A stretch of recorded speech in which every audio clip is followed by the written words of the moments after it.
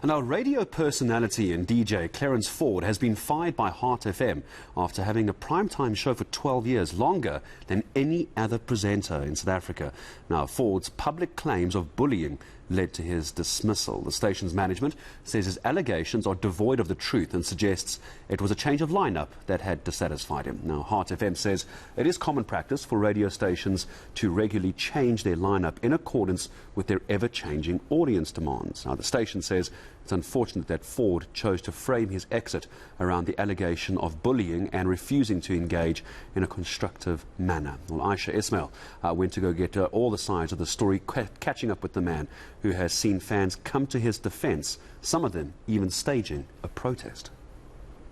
Well, firstly, I got my master's in clever jazz. I wanted to be a radio presenter. It was a dream that I always had, and I think the presence of Dimitri Jagels, trailblazer, one of the first black people on radio in Cape Town, was such an inspiration and a driving force nearly. I did try and join what was Radio Good Up at the time, and I was unsuccessful. In fact, they told me that I don't have the talent. He then did a short stint in retail, which took him to Namibia. But he still had his eye on broadcasting. Then I went to the Namibian Broadcasting Corporation, and this was the year that they got independent, 1990.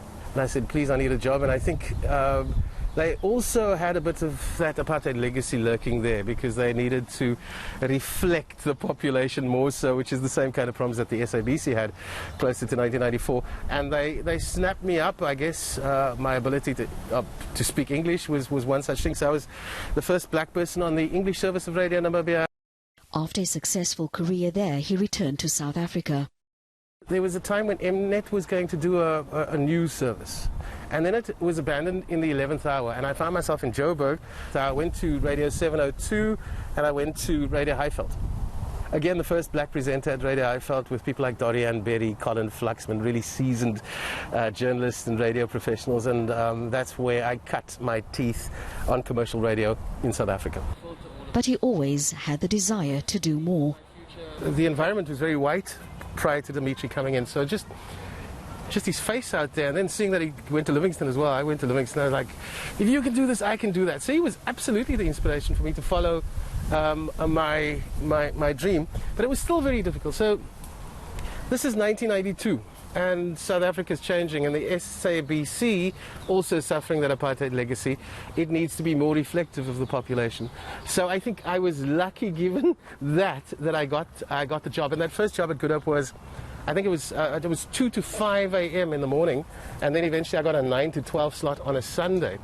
So that's graveyard shift. You know, that's where beginners start. But it was really great to be home in Joburg.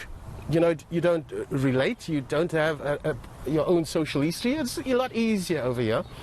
And I was literally catapulted from graveyard into 9 to 12. I introduced Sister. So we were speaking Afrikaans for the very first time on radio. I mean, there was Pip Freeman. I don't know if you can remember Pip Freeman, but he was this white guy.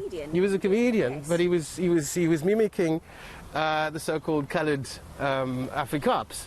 And I think since Sister brought Afrikaans to the table, there was a greater ownership by locals in that particular station, and it would go out to carve out quite a big niche in non-traditional markets before that, if you know what I mean, because it was measured in WCI, white, coloured and Indian, was the measurement of radio audiences, not even talking about, you know, the black population. So it was very skewed and very narrow in terms of who they wanted to talk to, and it opened up all of a sudden. More people felt an ownership in it.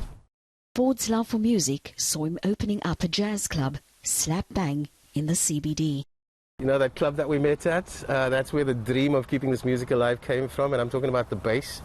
And I really got to do a shout out to the guys that opened it up, because they really exposed our minds to other cultures in South Africa, because often we like tourists in our own country, we don't know what's going on. And yeah, I got to see Sakili and Bayeti and Sankamot, Frank Lipa, and the Village Pope, and it became an integral part of me. So Mannenberg's right opposite the Grote Kerk in Adley Street, was a meeting place. It was symbolic to have Manenbergs in the face of the Grote Kerk. Parliament was just, as you know, across the way. You would come there, members of Parliament and cabinet ministers after their cabinet meetings would come there and come and listen to the jazz. But it was a meeting place, and as part of that journey at Good Hope, I got to meet so many people.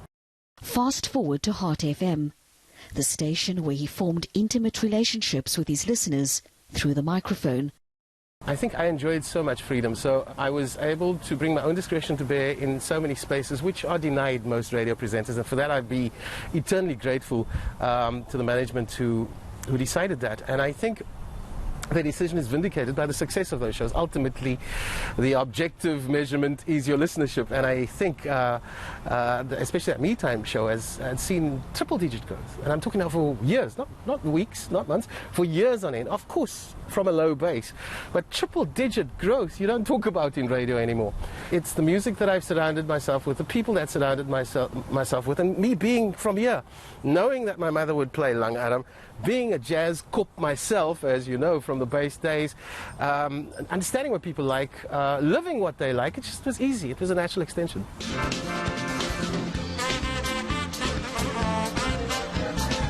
Me Time proved to be a hit here and abroad, with many overseas listeners streaming in at all hours of the day. That's what we have on a Sunday night. We have a sing-along. In all our different false voices, we have a sing-along. And hopefully, you know, the endorphins flow and you feel happy and a little lighter after that exercise. It works for me. My way is just that song where you actually, if you're completely in the lyrics and in the song, you're taking ownership for all your decisions, the good, the bad, and the ugly. Ford says he did not expect to be given the boot. My claims are about attempted bullying, as it directly relates to me.